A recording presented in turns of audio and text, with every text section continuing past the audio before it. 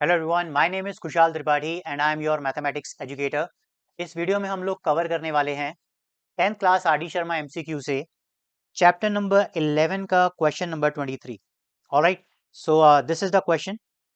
If A and B are acute angles such that sin a minus b is equal to 0 and 2 cos a plus b minus 1 equal to 0, then a is equal to। Alright, so basically इस question में हमें क्या कहा गया है, हमें दो equations दी गई हैं या दो ट्रिग्नोमेट्री रेशियोज दिए गए हैं उनकी वैल्यू के साथ। राइट, तो कहा गया है कि उसमें ए की वैल्यू को फाइंड करके दीजिए। इन एक्सप्रेशन को मैं यहाँ पे सिंप्लीफाई करके पहले लिख देता हूँ ताकि और अच्छे से समझ में आ जाए। इसमें हमें कहा गया है कि sine A minus B is equal to 0। Alright, और सेकंड हमें कहा गया है 2 cos A plus B -1 equal to 0। Alright, तो बेसिकली आप इसको इक्वेशंस कह सकते हैं। यहाँ पे ऐसी इक्वेशंस जो ट्रिग्नोमेट्री रेशियोज के वैल्यूज के साथ गिवन है हमें। ऑलराइट, तो अगर आप सेकंड इक्वेशन को ध्यान से देखें, यानी कि ये वाली एक्सप्रेशन को, तो आप इसे कुछ ऐसा लिख सकते हैं। It is 2 cos A plus B, और 1 को आप शिफ्ट कर दीजिए राइट हैंड साइड में, this is 1। So cos A plus B equal to 1/2। तो ये बेसिकली क्वेश्चन है, और कहा गया है कि इसमें ये जो a है इसकी वैल्यू फाइंड करके दीजिए, यानी a की वैल्यू हमें फाइंड करनी है। क्लियर? तो देखिए, स्टार्ट करने से पहले मैं आपको एक बात बताना चाहता हूँ। यहाँ पे क्वेश्चन में आपने देखा होगा, ये बेसिकली एक्सरसाइज 8.3 से बिलोंग करता है, नहीं सॉरी 8.2 से बिलोंग करता है कॉन्सेप्ट।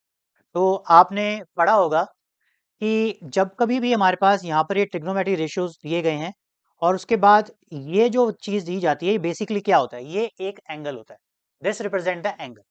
ऑलराइट, जहां पर ट्रिग्नोमेट्रिक रेशियो का नाम खत्म हो जाए, जैसे साइन कॉस टेन, और उसके बाद जो भी कुछ आ रहा होगा, आप अपने माइंड में एक चीज सेट कर लीजिए कि वो एक एंगल है। क्लियर? तो अब इसको आगे हम कैसे सॉल्व कर सकते हैं, हम यहाँ पे लिखेंगे we no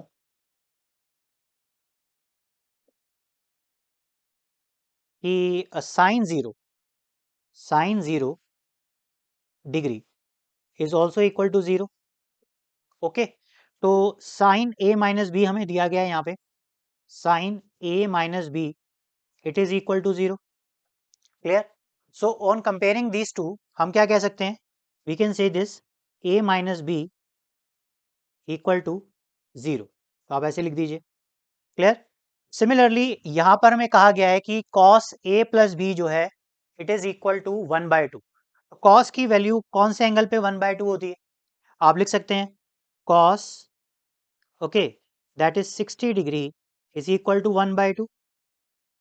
and we know that cos, इसको मैं साइन लिख दिया, इसको ठीक कर देते हैं। So it is cos a plus B is equal to 1/2। Same अगर इन दोनों को कंपेयर करें तो हम लोग क्या कह सकते हैं, it is a plus B is equal to 60। a plus B is equal to 60। Alright, तो यहाँ से हमें दो इक्वेशन मिल गई हैं। फर्स्ट इक्वेशन है a minus B equal to 0, और सेकंड इक्वेशन है a plus B is equal to 60। करना कुछ नहीं है, बस दोनों इक्वेशंस को आप ऐड कर दीजिए, b एलिमिनेट हो जाएगा और a की वैल्यू आपके पास आ जाएगी। ऑलराइट, तो आप कह सकते हैं ऐड, और इनका मैं नाम कर देता हूँ, दैट इज थर्ड इक्वेशन। ठीक है, और इसको लिख देते हैं fourth. Add 3 and 4। Clear? So this is a minus B equal to 0, a plus B equal to 60। इसको ऐड करेंगे तो b से b cancel, so this is 2a equal to 60 and a is equal to how much, 30।